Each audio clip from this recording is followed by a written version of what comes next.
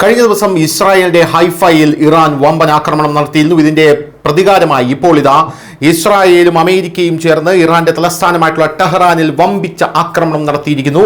മറുവശത്ത് Saudi Arabia, Kuwait, UAE എന്നിവിടങ്ങളിൽ ഡ്രോണുകളും മിസൈലുകളും വിക്ഷേപിച്ചുകൊണ്ട് Iran തിരിച്ചടിക്കുന്നു എന്നുള്ള റിപ്പോർട്ടുകൾ വരുന്നു. ലോകമെമ്പാടും ഊർജ്ജ പ്രതിസന്ധി കൂടുതൽ വഷളായിക്കൊണ്ടിരിക്കുന്നു എന്നാണ് നമുക്ക് മനസ്സിലാകുന്നത്.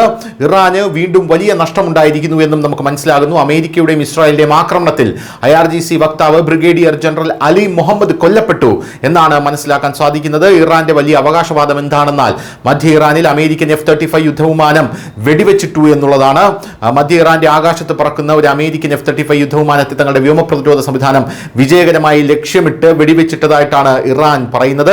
ഇതിനിടയിൽ ഇറാനിയൻ ആക്രമണത്തെ ചെറുക്കുന്നതിനിടെ ആകാശത്ത് നിന്ന് മിസൈൽ ശകലങ്ങൾ വീണതിനെ തുടർന്ന് കമ്പനിയുടെ ഒരു വെയർ ഹൗസിൽ വൻ തീപിടുത്തമുണ്ടായതായി ബഹ്റൈൻ ആഭ്യന്തര മന്ത്രാലയം സ്ഥിരീകരിച്ചു. ഭാഗ്യവശാൽ സിവിൽ ഡിഫൻസ് തീ നിയന്ത്രണ വിധേയമാക്കി. ആളപായമൊന്നും ഉണ്ടായിരുന്നില്ല എന്നുള്ളതാണ് മറ്റൊരു കാര്യം. ഇതിനിടയിൽ ചൈനയുടെ ഒരു വലിയ തിരിച്ചടി വരുന്നുണ്ട്. വളം കയറ്റുമതി നിരോധനം, കാർഷിക മേഖലയിലെ ആഗോള കുഴപ്പങ്ങളെല്ലാം തന്നെ എടുത്തു കാട്ടിയാണിത്. യുദ്ധം മൂലം ആഗോള വിതരണ ശൃംഖല തടസ്സപ്പെട്ടതിനാൽ ആഭ്യന്തര വിപണിയെ സംരക്ഷിക്കുന്നതിനായി ചൈന വളം കയറ്റുമതി നിയന്ത്രിക്കുന്നു. ലോകത്തിലെ ഏറ്റവും വലിയ വളം കയറ്റുമതിക്കാരാണ് ചൈന. 13 ബില്യനാണ് ഇതിൽ നിന്നും അവർ ഉണ്ടാക്കുന്നത്. ഹോർമുസ് കടലിടുക്ക് അടച്ചതോടെ ചൈനയുടെ ഈ തീരുമാനം ലോകത്ത് വളത്തിന്റെ കടുത്ത ക്ഷാമം സൃഷ്ടിച്ചിട്ടുണ്ട്. ഇത് കൃഷിയെയും ഭക്ഷ്യസുരക്ഷയും നേരിട്ട് ബാധിക്കുന്നുണ്ട് എന്നുള്ളതാണ് മറ്റൊരു കാര്യം.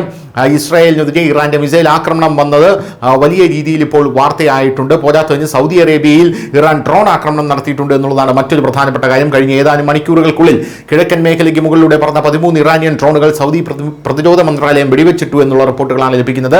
സൗദി സൈന്യം അതീവ ജാഗ്രതയിലാണ് എന്നുള്ളതുമാണ്. കുവൈറ്റിലും UAE-യിലും അടിയന്തരാവസ്ഥയും ഇപ്പോൾ ഉണ്ട്. കുവൈറ്റ് വ്യോമ പ്രതിരോധ സംവിധാനം നിലവിൽ ശത്രു മിസൈൽ ഡ്രോൺ ആക്രമണങ്ങളെ നേരിടുന്നുണ്ടെന്ന് കുവൈറ്റ് സൈന്യം അറിയിച്ചു. സുരക്ഷിതമായ സ്ഥലങ്ങളിൽ തുടരാനും ഔദ്യോഗിക ചാനലുകൾ നിരീക്ഷിക്കാനും UAE പൗരന്മാർക്ക് ഇപ്പോൾ മുന്നറിയിപ്പ് നൽകിയിട്ടുണ്ട്. ഇസ്രായേൽ വ്യോമസേന ടെഹ്റാനിൽ വമ്പൻ ആക്രമണം അഴിച്ചുവിട്ടതിനെ തുടർന്ന് കഴിഞ്ഞ 15 മിനിറ്റിനുള്ളിൽ ടെഹ്റാനിൽ 5ലധികം വലിയ സ്ഫോടന ശബ്ദങ്ങളാണ് കേട്ടത്. ടെഹ്റാന്റെ ആകാശത്ത് ചുവന്ന വരകളും പുകപടലങ്ങളും ഇപ്പോൾ നിഴലിക്കുന്നു. കഴിഞ്ഞ 24 മണിക്കൂറിനുള്ളിൽ ഇറാനിലെ 130ലധികം സൈനിക കേന്ദ്രങ്ങൾ ഇസ്രായേൽ ആക്രമിച്ചു എന്നുള്ളതാണ് പ്രധാനപ്പെട്ട കാര്യം. News desk Malayalam.